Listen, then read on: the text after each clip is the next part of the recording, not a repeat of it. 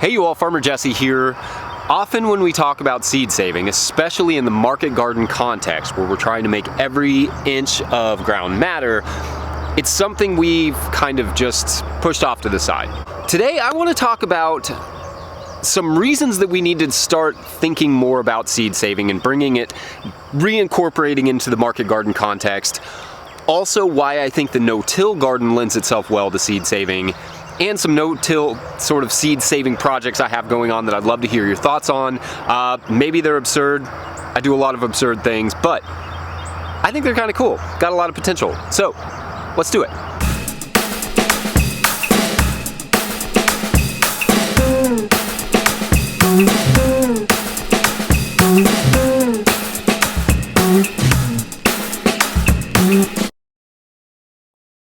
All right, so let's talk about some reasons why somebody may not save their own seed, right? For people that don't know, in the market garden tends to be trying to make use of every inch you can, right? So you're trying to get a crop out of there. So seeds take a long time. A lot of times they're 100 or 200 days to get to the actual seed. It also is a whole other set of skills. You have to kind of understand what you're looking for, saving for the right things. It's complicated, and some of my guides for it have been John Navazio's Organic Seed Grower, Seed to Seed from Suzanne Ashworth. Those are both great. If you have any resources, you should leave them down in the comments for anybody to follow. There are probably some great seed savers on YouTube. Yeah, shout them out. So yeah, there's some complexity to it. So that's part of it. It's part of it does take up some room, some space in the garden. But there's a lot of potential to saving your own seed in terms of adapting your seed to your style of farming. And if you want some good seed saving inspiration, go back and listen to the Namu Farm episode of the podcast. I think it's my favorite. It's at least one of my favorites of the podcast. She talks a lot about seed saving and the potential for it. She grows seed for Kitazawa, and it's just really amazing stories about the potential for what you can do to adapt your seed to your situation. And that's an important note, because if you think about where the majority of your seeds come from, you don't necessarily know. If they're conventionally grown, they weren't grown in a system anything like an organic no-till system. Even if they were organically grown, that doesn't necessarily mean they were grown on compost, and definitely not deep compost mulch. So you may want to start thinking about adapting specific seeds, especially the ones you use a lot of, to your system. At least that's what I'm thinking more and more about. So first I want to talk about why I think the no-till system sort of lends itself to seed saving. And the first thing, especially in our system where we're not running a tractor through it, we're clearing a lot of this by hand, is that we can leave patches of crops to go to seed right in the middle of another crop. So in the spring, I left some watermelon radish to go to seed in between all of our squash. So I just had 2 or 3 plants. It looked nuts, but now I have watermelon radish seed that I'm going to be able to use that I've adapted to our system that just grew right there with the squash. So I interplanted the squash, let the radish seed grow up, cut the radish seed out, and then now I have squash there that still continues to go after like a month and a half. So that was like something that I could do because I didn't have to get a tractor out and till the whole thing or, harrow the whole thing or whatever. I just cleaned out around it, put in the squash plants, and just continued to let that radish grow. And you can do that right in the middle of a bed. If you see a crop you're like, wow, I really want to get seed off that, you can just leave it right in the middle of your bed. In theory, it depends on your system, but that for our system, that actually works out pretty well. I just want to talk about some like obvious seeds that most people should be saving anyway. That's like tomatoes are easy to save. They don't cross readily. If a tomato looks damaged or gets pecked or something, just use it for seed. I mean, eat it, but also just use those seeds. There's lots of information out there about how to save certain seeds, so I'm not gonna get into that here, but yeah, ferment them, get those seeds, and use them. Or just anytime you're eating a tomato you like, save a few of the seeds. That's not super hard. Garlic, sweet potatoes, there's lots of seeds that you should just be saving in general. Some of the harder ones are things like cucurbits, which cross really readily. Brassicas often cross really readily. You have to know your families. But that's not super hard to find out. That information is all online, just Google it. Okay, so I want to talk about, in terms of that, some of the sort of experiments we're going on and what my whole ultimate goal is here. I want to save, let me just start there. I want to save seed to be able to eventually either give it away to our Patreon members. That's patreon.com/farmerjesse. Oh, by the way, I just put up a dispatch about bed flipping over there, so you can go check that out. I put up a monthly sort of mini podcast, so go check that out. But I want to be able to offer them some seeds that I'm experimenting with, and maybe even eventually turn this into a sort of seed company of sorts, and where we're growing out specific seeds maybe for other people, or we're growing our own seed and doing our own breeding, but doing it in a no-till system so that people who grow in a no-till system can get it. And maybe it could even be that we're doing that same seed in a deep compost mulch system, and then also offering it from a cover crop system, so that you can choose which one of those two, at least, that you may be more suitable to you. I'm also interested in growing seeds specifically for market gardening.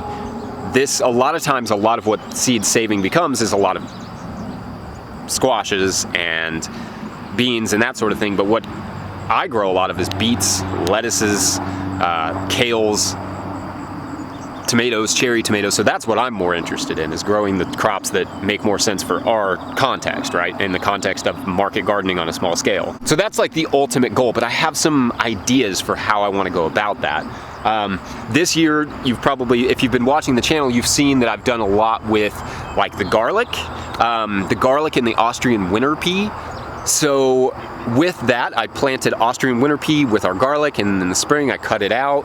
But I also saved some of that Austrian winter pea that grew with the garlic. So we're saving our garlic seed, obviously. We save it every year.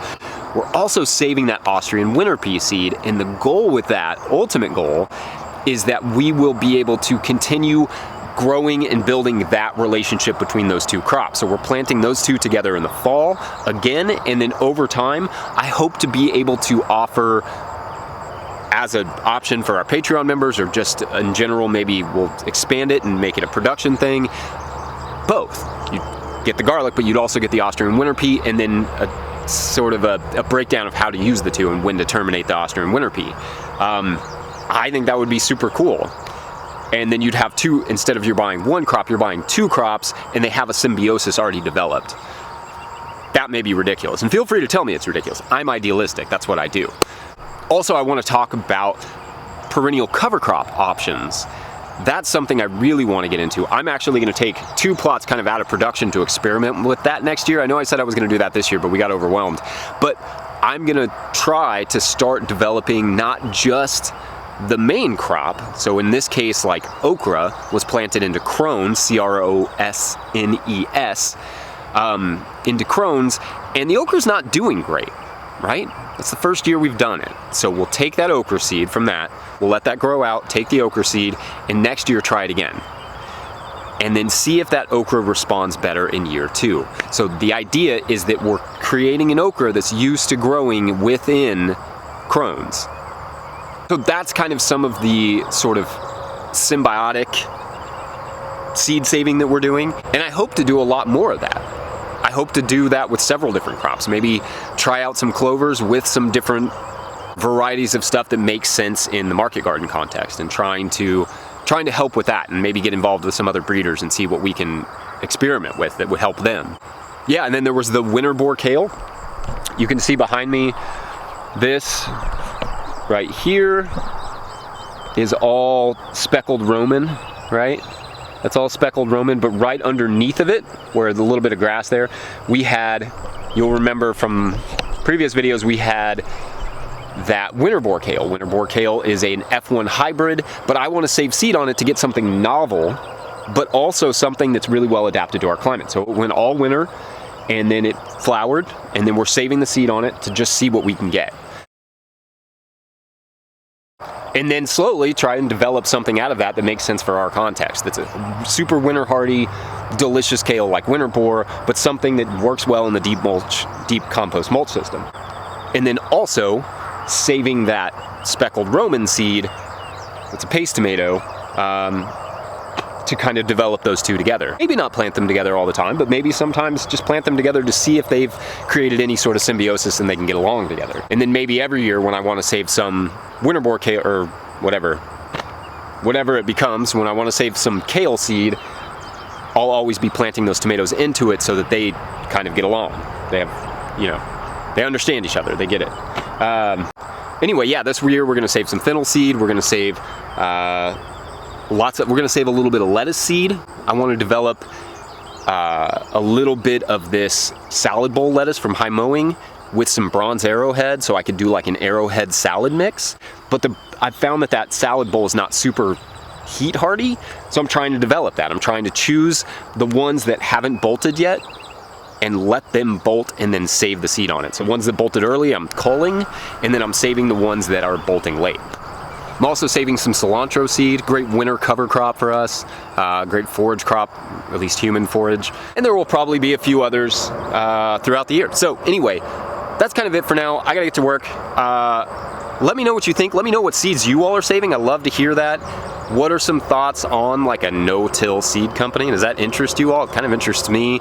I still want to do production agriculture, selling to customers, but I think ultimately my sort of retirement plan, if you would call it that, is to go towards seed selling. So over the next few years, I'm gonna be doing a lot of these experiments, but I'm also, through the Patreon page at least, gonna start kind of giving them out to people to trial at their farm and just see how the seeds are going before I start selling anything. I don't wanna start selling seeds before I know how they perform coming off of our farm and how, there's a lot of nuance to it. So like I said, I'm kind of studying John Navazio's stuff. He has a great Farmer to Farmer if you wanna listen to that. I'd love to get him on the podcast at some time. But yeah, that's the kind of stuff we're thinking about, because there's actually a lot of money also in seed production, but I think there's a lot of potential to it. So yeah, like this video if you like this video. Make sure to subscribe to the channel. Go check out that Dispatch. It's like a miniature podcast. Go check that out at patreon.com/farmerjesse. Other than that, you all, it's June. It's July, and happy 4th of July if you're in America. If you're not in America, happy 4th of July for no reason. All right. Thanks, you all. Bye.